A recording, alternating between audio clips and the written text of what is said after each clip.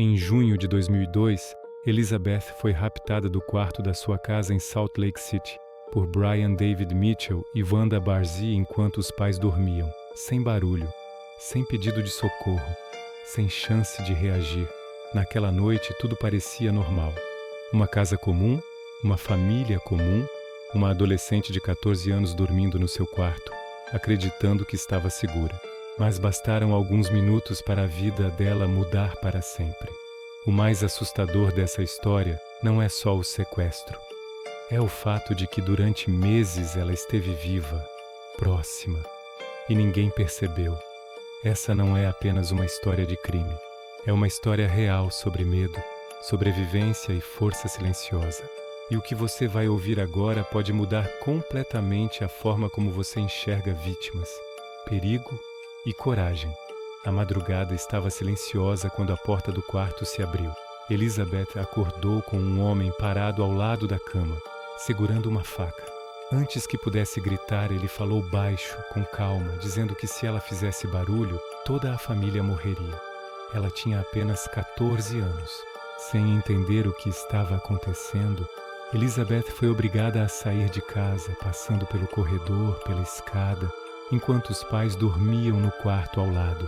Nenhuma porta foi arrombada, nenhum alarme disparou, nenhum vizinho percebeu.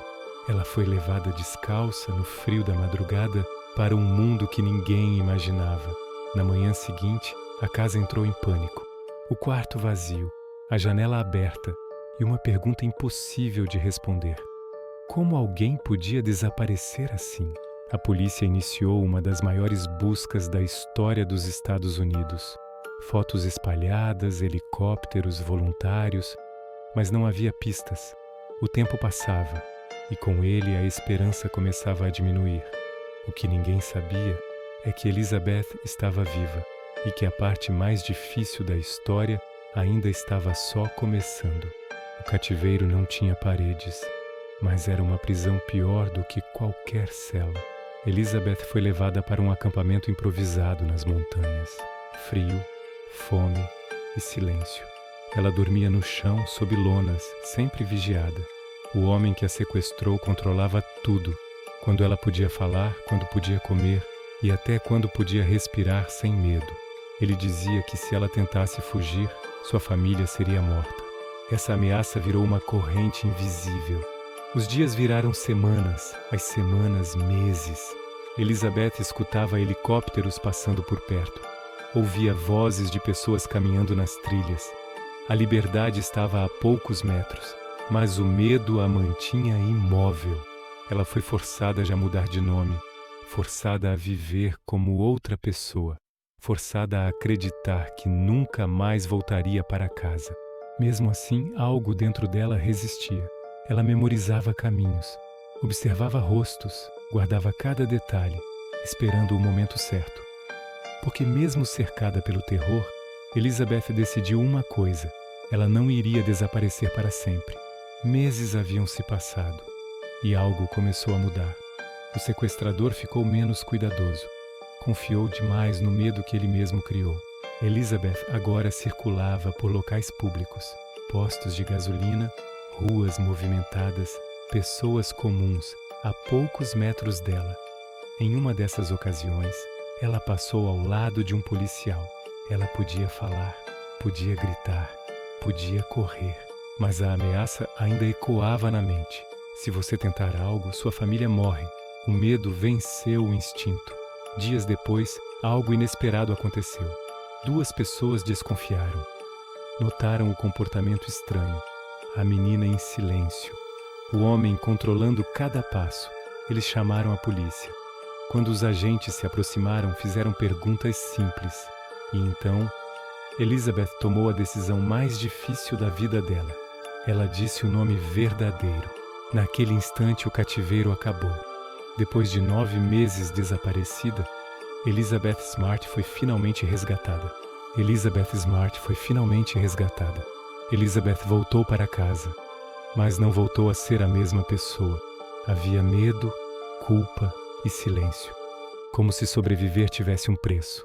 Por muito tempo ela acreditou que tinha feito algo errado, que tinha falhado por não fugir antes, que o medo era fraqueza, mas não era.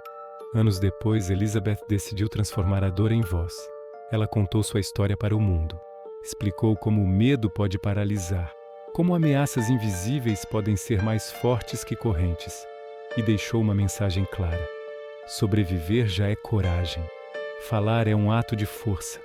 E nenhuma vítima é culpada pelo que sofreu. Hoje, Elizabeth Smart é um símbolo de superação, uma lembrança viva de que o mal existe, mas a resistência humana pode ser maior.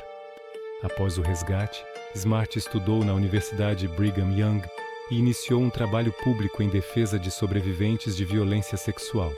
Fundou a Elizabeth Smart Foundation, colaborou com o National Center for Missing and Exploited Children e atua como comentadora de segurança infantil na ABC News.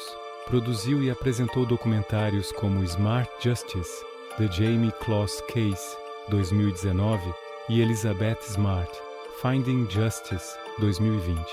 Publicou o livro My Story, 2013, escrito com Chris Stewart, e produziu o telefilme autobiográfico I Am Elizabeth Smart, 2017, onde narra a sua própria história.